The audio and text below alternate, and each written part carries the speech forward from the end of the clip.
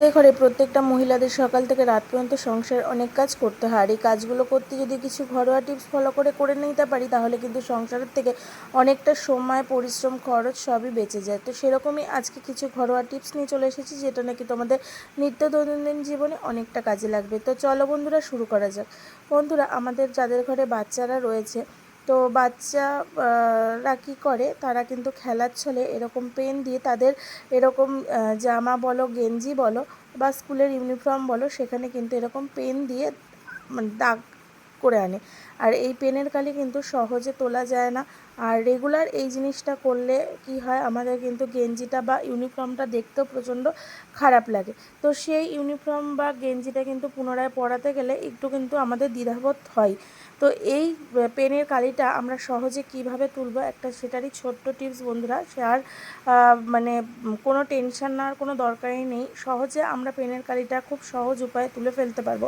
তার জন্য বন্ধুরা দেখো, এখানে আমাদের ঘরে থাকা যে নারকেল তেল রয়েছে, যেটা নাকি আমরা মাথায় চুলে ইউজ করে থাকি, সেই নারকেল তেল দিয়ে একটু তোমাদেরকে আঙুলের সাহায্যে এভাবে কিছুক্ষণ ধরে ঘষতে হবে। একটু সময় নিয়ে করতে হবে বন্ধুরা, তাহলেই দেখবে যে তোমাদের সুন্দরভাবে এই যে কালির দাগগুলো আছে সেটা কিন্তু সুন্দরভাবে উঠে যাবে। আমরা এই সমস্ত দাগ দূর করার জন্য অনেক রকমের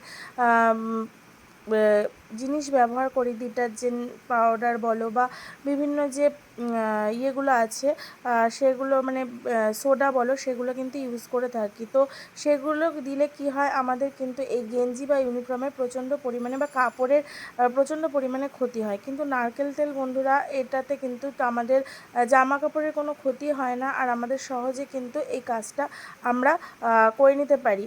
আর এই অনেকে আবার ভ্যানিশ ইউজ করে, তো ভ্যানিশেও কিন্তু আমাদের কাপড়ের কোয়ালিটিটা অনেকটা নষ্ট হয়ে যায়। তো বন্ধুরা, এগুলো ইউজের থেকে আমার মনে হয় ঘরে থাকা সামান্য জিনিস দিয়ে আমরা এই পেনের কালিটা সহজে দূর করে নিতে পারি। তো দেখো বন্ধুরা, জাস্ট একটু নারকেল তেল দেওয়াতে আমার এই কালিটা কতটা পরিমাণ হয়ে গেছে, পরিষ্কার হয়ে গেছে। তোমরা এইভাবে ঘরে করে দেখবে। ছোট্ট টিপস হলেও টিপসটা অনেকটা কাজের। ভালো লাগলে একটা লাইক করে দেবে। এখানে দেখো বন্ধুরা, নিয়ে নিয়েছি প্লেন জল, আর প্লেন জলের মধ্যে নিয়ে নিয়েছি কিছুটা পরিমাণ পাউডার। যে সুগন্ধি যে পাউডারগুলো আছে, সেই পাউডারই কিন্তু এখানে আমি ইউজ করেছি।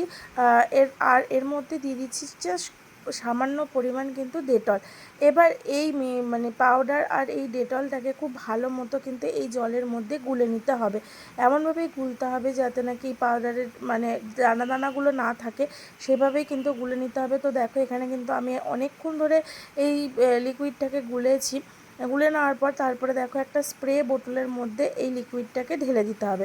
বন্ধুরা, আমরা বাজার থেকে অনেক সময় রুম ফ্রেশনার কিন্তু কিনে আনি বিভিন্ন, যাতে ঘরের মধ্যে বর্ষাকালে যে স্যাঁতস্যাঁতে ওয়েদার হয়, সেটাতে আমাদের ঘরে একটা কিন্তু ড্যাম গন্ধ বেরোয়। তাছাড়া যেহেতু ঘরে ভেজা কাপড়, জামা কাপড় মেলা থাকে, সেক্ষেত্রেও কিন্তু একটা বিচ্ছিরি গন্ধ বেরোয়।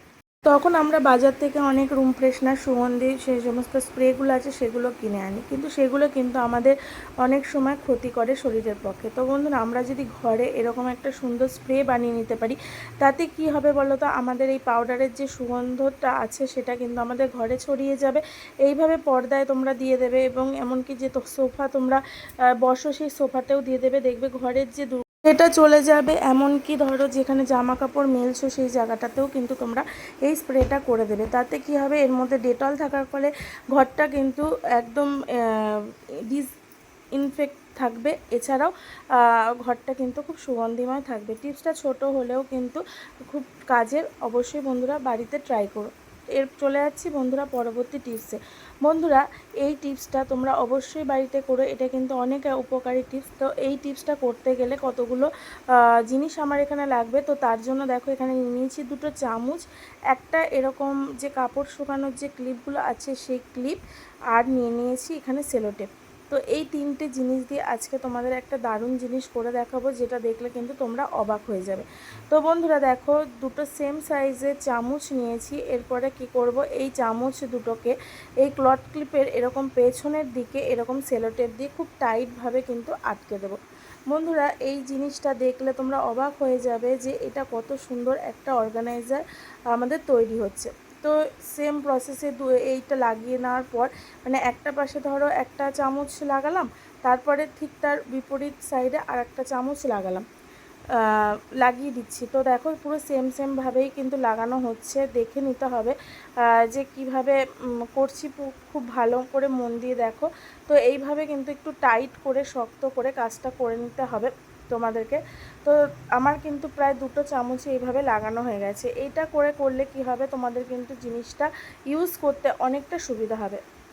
এবার এটা বলি, এটা কি কাজে তোমরা ইউজ করবে বন্ধুরা। আমাদের অনেকের ঘরে কি হয়, চিমটে থাকে না, আবার অনেকের ঘরে চিমটে আমরা ইউজ করি। তো আমাদের যাদের ঘরে চিমটে থাকে না, তো তারা এরকম ডিম বা মিষ্টি তুলতে গেলে কি হবে, এরকম 2 চামচকে এরকম ক্লিপের পেছনে আটকে কিন্তু সহজে এইভাবে একটা চিমটে তৈরি করে নিতে পারবে।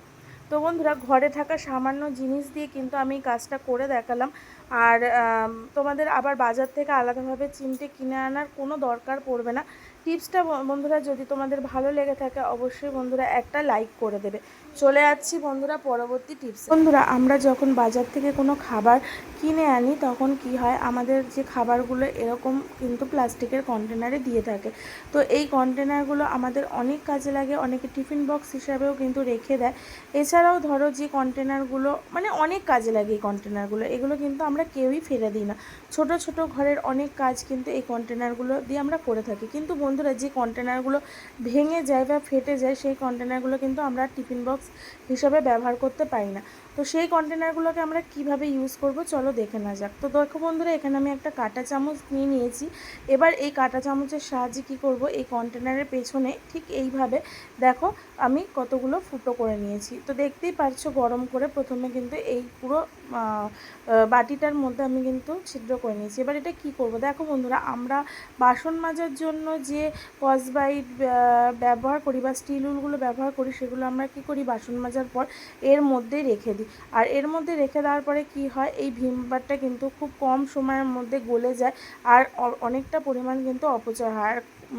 আর এর মধ্যে থাকতে থাকতে স্কচব্রাইটগুলোও কিন্তু একদম ভীমবারে কিন্তু মাখামাখি হয়ে যায়।